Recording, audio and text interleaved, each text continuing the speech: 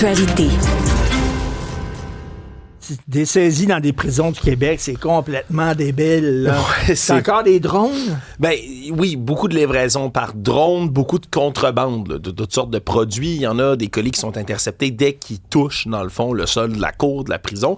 Il y en a d'autres... Comment ça, ils touchent le sol de la prison? Ils mettent pas un Christy de filet tabouret? Il y a toutes sortes de moyens, hein, que ce soit des bouillards, des filets, autres, mais après ça, il n'y a rien qui remplace ça de l'air. Mais une bonne vieille fouille de cellules pour essayer de trouver du matériel de contrebande. Est-ce que ça s'en va aux objets perdus? Écoute, je ne crois pas. Entre avril et décembre 2025, là, seulement dans ces mois-là, c'est 115 saisies majeures qu'on a effectuées pour 8,7 millions de dollars d'objets, que ce soit de la drogue, des cellulaires, des objets illicites. Ça a l'air que le tabac, c'est la chose qu'on rentre le plus là, dans les prisons. C'est au-dessus de la moitié des saisies. 45% des autres saisies, c'est de la drogue qu'on réussit à trouver également.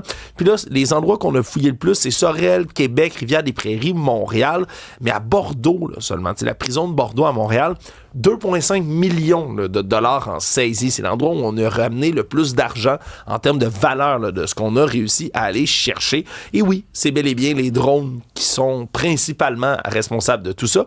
Et sache que les téléphones cellulaires, ben, on réussit à en pogner, mais pas tous. Hein? Ce qui fait en sorte qu'il y a d'autres leaders criminels qui réussissent là, à continuer leurs activités à distance. Sais-tu combien ça coûte en prison, un téléphone? Non. 1000 $.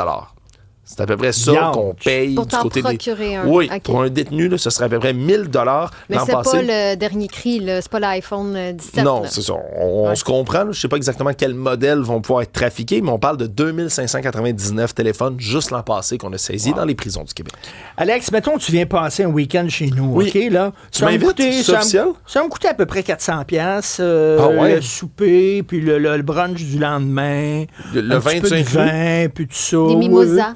Mimosa, je sais pas, 400, 450. Moi, je suis curieux de ce que Richard va m'offrir à 400$ chez eux. De t'inviter chez nous pendant 2 jours. Charles, ça coûte cher en Christine. Oh, Charles 3, ça coûte cher à petit péché.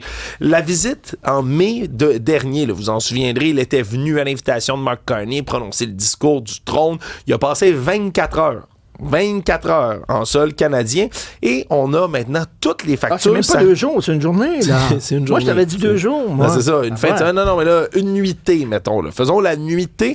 1 977 000 $ que ça a coûté pour la visite du roi Charles en tout et partout. 700 000 $ de plus que ce qu'on avait dévoilé en octobre dernier. Donc, qu'est-ce qu'il mange exactement? OK, mais je vais le décortiquer parce que moi, j'aime toujours ça, faire ce genre de choses-là. La GRC, c'est 250 000 $ que ça a coûté juste en protection, 186 000 $ d'heures supplémentaires là, pour tous les agents qui se sont déplacés pour escorter la monarchie.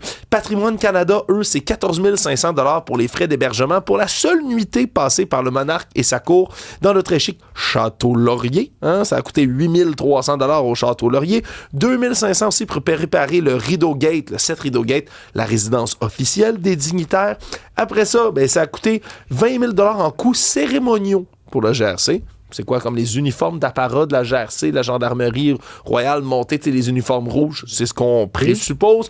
70 000 $ pour 40 déjeuners, 102 dîners, 433 soupers et 228 collations servies pendant le transport et le vol. C'est ça que ça a coûté pendant le transport et le vol. 31 000 tomates en termes de location de véhicules de cortège. Oui, 31 000 tomates de cortège. Si tu viens chez nous là, pendant 2 jours, il n'y aura pas un cortège. On va te le dire tout de suite. Là. Bon, ben, je viens pas. Il n'y aura pas de chevaux pour toute l'affaire. Là. Moi, je suis là pour le cortège. Je te paye pour toi, ta blonde, OK, mais c'est tout, pas ta cour. Pas 102 dîners, 433 soupers, non? 433 soupers. Moi, ce que je comprends pas, c'est pourquoi il y a 40 déjeuners, mais 433 soupers. Oui. Ben, il y en a toute une gang. Ils sont c'est pas, du monde qui ne déjeune pas. Ils ont dit, vous autres, vous couchez pas chez nous. Non, c'est ça. Eux sont repartis. Toi, tu pars. Toi, tu déjeunes demain. Toi, tu pars. C'est ça, c'est les invités du soir. On comprend. Oui. Bref, ça a coûté une beurrée. Ça coûte une beurrée. On a des nouvelles du boss, Stéphanie. Oui, Bruce Springsteen, je vous apprends rien en disant que ce n'est pas un admirateur de Donald Trump. Aujourd'hui, il a lancé une nouvelle chanson pour joindre ceux et celles qui réclament le départ de l'ICE du Minnesota. La chanson s'intitule Streets of Minneapolis, qui est comme un clin d'œil, si on veut, à la chanson Streets of Philadelphia, qui était dans la bande sonore du film là, Philadelphia, sorti en 93. On va écouter un extrait de la chanson. Smoke and rubber bullets in the dawn's early light. citizens stood for justice, their voices ringing through the night.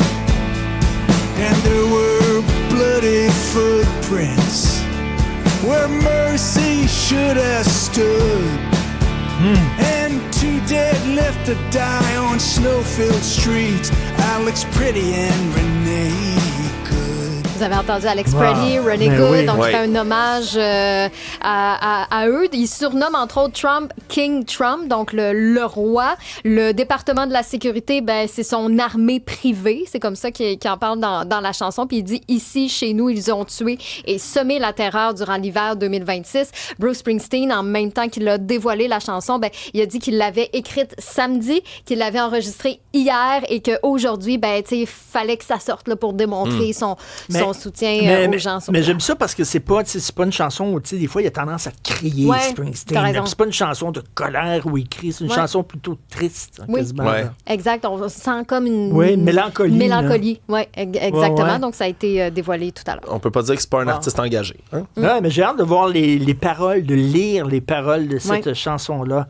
Merci beaucoup. Pour d'autres nouvelles du genre, allez sur le site et là-dessus, vous voulez rire comme Paul Saint-Pierre et mon nom tantôt. Il y avait du fun, Il disait que c'était super drôle. Oui. Je sais pas, je posais des questions.